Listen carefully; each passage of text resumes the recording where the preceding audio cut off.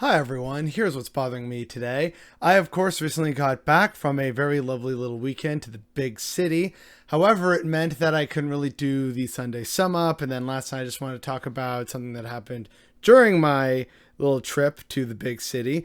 But now this is the very much late Sunday sum up. And yeah, as per usual, kind of a dark and terrifying week, but crucially, these are stories that I think need to be told so that people see just some of what's happening in the world.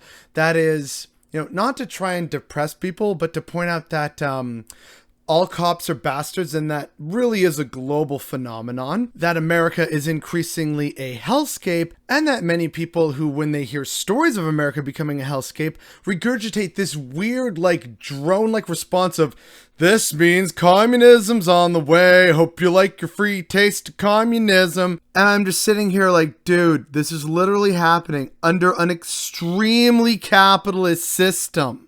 So yeah, that's what we're in for. So strap in, everybody. Welcome to the belated Sunday sum up. So since most of these stories are American, I want to start with the one international story I have, and that is this.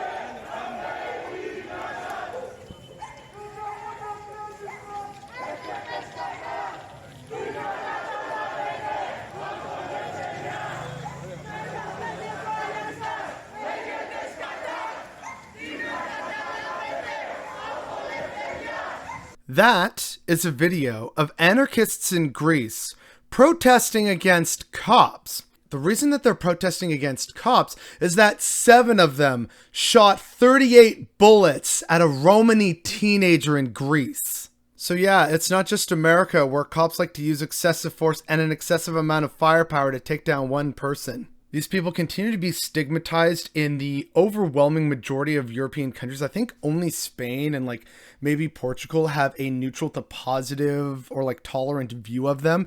Everywhere else is like, oh no, they're bad. It's a really big problem. And you see that so clearly illustrated here when one of them was shot, again, 38 times by 7 cops in Parma, Greece. So yeah, solidarity with the anarchists that are protesting in Greece over this clearly egregious use of force. And now for something a little lighter, because man, that was something that shocked me when I first read about it. But it again really shows how just terrible cops are anywhere you go.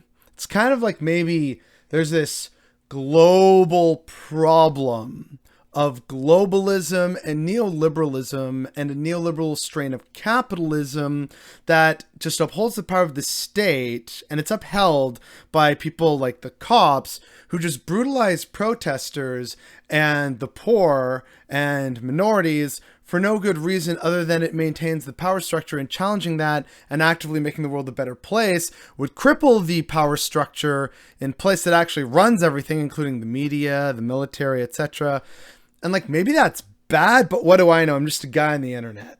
But speaking of the internet, that's our next story. It's not really a big deal, but it's something that definitely sits very weirdly with me. And I think I talked about it either in a video or maybe it was only on Twitter or something like that, about how in the wake of Squid Game, a lot of people were like, we're gonna make our own Squid Game, but without the death, of course. And no more is this just glaring, completely missing the point and having a total lack of any kind of self-reflection. Nowhere is this more reflected than in this post by Lily Simpson. Squid Game, a horrifying take on entertainment as bloody sport for money. YouTubers, oh, this is going to get me some big views and money. And sure enough, with the popularity of Squid Game, YouTubers like Preston said, I played Squid Game in real life. That video has 1.7 million views. The FaZe Clan, Squid Game in real life, 1.3 million views. YouTubers play Squid Game in real life by Brent Rivera has 6.4 million views. And playing Squid Game in real life by the Stokes twins has 15 million views. Now, on the one hand, I personally am glad that I have no idea who any of these YouTubers are. However, it's also very telling that all those views, literally millions upon millions of views, all to, like, again, and I understand that we all live in a capitalist system and this is their job. They have to be good at their job because, you know, this is what brings in the money. So they need all those clicks and views. And if Squid Game is so popular, oh yeah, we got to do it. And people are going to see, oh, like, what are they doing? Do they shoot them with paintballs or something? It's easy, good, clickable material, right? So in that sense, I understand. However, it really shows the insidious nature of capitalism, where under the confines of this system that, again, allowed for Squid Game to be produced, it was produced in a capitalist system. Squid Game did not come from, say, North Korea or Vietnam. It was produced by an openly capitalist society and system. And entertainers within that system, while still being able to watch this and hopefully take its message to heart, instead turn around and say, we gotta use this to make money. And again, I haven't seen these videos, at least not yet. I don't really want to watch them anyway, because it's like then I'd actually finally know who these people are, and I'm kind of glad that I'm still living in ignorance about this. But one would hope that maybe they touch on the hypocrisy or a little bit of self-awareness of the terribleness of the capitalist system. So I don't know if anyone here has actually watched these or knows these people and has seen it. If you could fill me in, that'd be great and much appreciated. And like, it's not a big deal. Like, this doesn't make me, you know, super upset. Like, unfortunately, some other stories we're going to get to real quick are going to. But this just touches on something that is so absolutely bizarre and weird and deeply unsettling to me, in terms of like either willfully or ignorantly missing the point. There's just something deeply concerning about that to me. Or it just shows a complete shallowness. But anyway, now we get to the actual crux of the stories from America and the increasing hellscape that America is becoming, which should concern all of us. Earlier in the week, I was made aware of the following story, which is absolutely infuriating. A Georgia hospital dumped a seriously ill black man with tubes and a catheter still attached to him on a sidewalk after his Medicare ran out. The 68-year-old patient, who had a fever, signs of sepsis, a urinary tract infection, and an elevated heart rate, according to WSB-TV, was found collapsed and unresponsive. Excuse me, I thought the whole thing about doctors and nurses was do no harm. That means even if someone's goddamn Medicare runs out, which, again, that's like, oh, well, nope, sorry. Apparently, do no harm has a giant fuck off huge asterisk next to it that says, by the way, we will absolutely do harm as soon as the money runs out, because that's how this works, right? This is a totally humane and sensible system where literal, geriatric, old black men that we will throw out with tubes and a catheter still attached. We're going to cast them out into the street the goddamn second that their Medicaid runs out, because that is what happens under a capitalist system that uses for-profit healthcare. And there's absolutely nothing wrong with this. And I'm totally actually upholding my health of do no harm. Please pay no attention to the collapsed black grandpa on the goddamn sidewalk. And you know what? I can already hear either some of the hater comments or people that have made comments on this Twitter post or on the news post or on any other form of social media saying, well, you know, that's what you get. Why should my tax dollars have to pay for you who's probably a drug addict, probably a criminal? And there will be endless fucking justifications that will try and dehumanize the fact that a black man, a elderly person, was actually kicked out actually, onto the sidewalk with medical tubes still attached and found unresponsive because, oh shoot, his Medicaid ran out. That is not only inhumane, it is goddamn barbaric. That is something that we would see if we saw it in a movie showing like the medieval days or like the ancient times, and say, oh, how heartless and callous these people are. And yet here in America, it's a goddamn day that ends in Y. Absolutely goddamn infuriating. And in a way, this also gives me a chance to segue into another video that touches on healthcare in America. Because guess what other news I learned about this past week? Profits by big pharma businesses made off of the backs of publicly funded research have minted 9 new pharma billionaires. That's right, everybody. We now have 9 new billionaires that have been in the big pharma industry thanks to the sheer profitability of COVID vaccines around the world, which again, were publicly funded. And as good politic guy Matt so rightfully, or at least hopefully, points out, this will go down as a crime against humanity. I really hope it does, dude. Oh, and speaking of billionaires, there's this amazing but also deeply unsettling TikTok. What's the most disrespectful thing that's happened to you in the service industry? I hope you all are ready. This is my villain origin story. I am not joking. At my last restaurant job, I had worked at the restaurant for the entirety of its existence. I had worked my way up from server to floor manager, and I had been like every position in between. During lockdown, it was announced that we were closing temporarily for 2 weeks. And then we had a family fund that you could, like, I donated $1 out of every paycheck to go towards the family fund, which was an emergency fund for employees to apply to if, like, they came upon hard times. So, of course, all of us during the temporary lockdown applied to the family fund because we didn't have any money. And then they announced that my restaurant and 6 others in the small chain were actually closing permanently, and that we couldn't access the funds in the family fund because we were no longer employees. I was supposed to close on a house the next week, and my dad had to co-sign so I wouldn't lose the house because I was no longer employed. One of my coworkers who was 9 months pregnant lost her maternity leave. Another employee lost his house, and 2 employees are no longer alive that worked there. The restaurant reopened this year, and they didn't offer any of us our jobs back.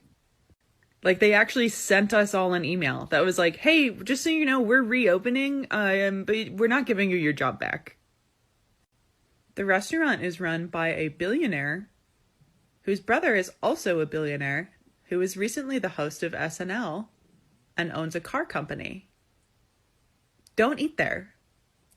So yeah, that just kind of confirms that the Musk family is just entirely full of villains. It's literally a family of supervillains. Being a supervillain is in the family business. We really need to stop thinking of Elon Musk as an IRL Tony Stark and more of a bargain bin Lex Luthor with good hair. Because that's what he is. And apparently also, he has a family member who is owning these chains of restaurants, doing these terrible things to these workers, while he is also a very successful billionaire. Maybe billionaires shouldn't fucking exist and should be taxed into oblivion. Those workers did absolutely nothing wrong, yet are facing dire times when they absolutely shouldn't have to. At least they shouldn't have to if they lived in a fair and just society. Oh, and since we're not done with big business and corporations just being absolutely terrible, Johnson & Johnson, worth $400 billion, created a shell company in Texas to hold all the liability for their carcinogenic baby powder, then filed for bankruptcy with the shell company. This is legal because corporations write our laws. 38,000 women will go without a settlement. So yeah, Johnson & Johnson was using carcinogenic powders in their baby powder, which of course affected a lot of families, infants, mothers, etc. And yeah, people were understandably pissed. They tried to sue the company. The company was basically just trying to steadfastly refuse that they did anything wrong for years and years and years. Finally, when they could no longer deny the evidence, they just created this shell company and then just decided, oh no, we're going to file for bankruptcy. And they put all the liabilities into that so that, oh no, see, they declared bankruptcy, so you can't get any money from it. And that is apparently legal somehow. So yeah, now would be a great time to go to any Johnson & Johnson offices and protest. Oh, but don't worry folks, we got more. Which now brings us to the final story from this past week that I wanted to use and highlight today. Apparently, Hawaii has deployed a robot dog to scan homeless people for COVID at the taxpayer's expense of $150,000. That's according to a Twitter user going by the name Wittgenstein. And right below is a reply from someone named Babe McCabe saying communism on the way. And, I'm just sitting here thinking, you live in a capitalist society with capitalism running everything. And yet you are so programmed that your immediate response is, this is communism. No, it is capitalism. People were like, oh, look at these long bread lines that are happening in America, the most capitalist state on earth. Oh yeah, hope you like your free taste of communism. Bro, this is capitalism. British people over in the UK recently were like, oh, look at all the petrol shortages. I hope everyone likes their free taste of communism. You live in a capitalist system because of Brexit. These people can't see that the very system that they claim to support is directly harming them and negatively impacting not only them and their communities, but society and the nation and also the planet at large. Communists wouldn't deploy a robot dog to scan homeless people for COVID. Communists would house the homeless and treat people for COVID free of charge. But hey, what can I say? This is your brain on capitalism. And that's really what all of this is about at the end of the day. It's all about capitalism being this terrible system, which, oh hey, guess what? That is really still the ultimate theme that we basically touch on.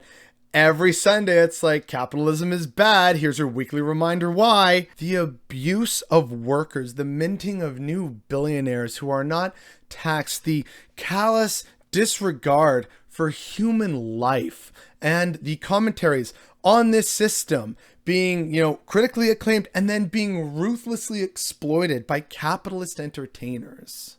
It all speaks to a society in very serious decay.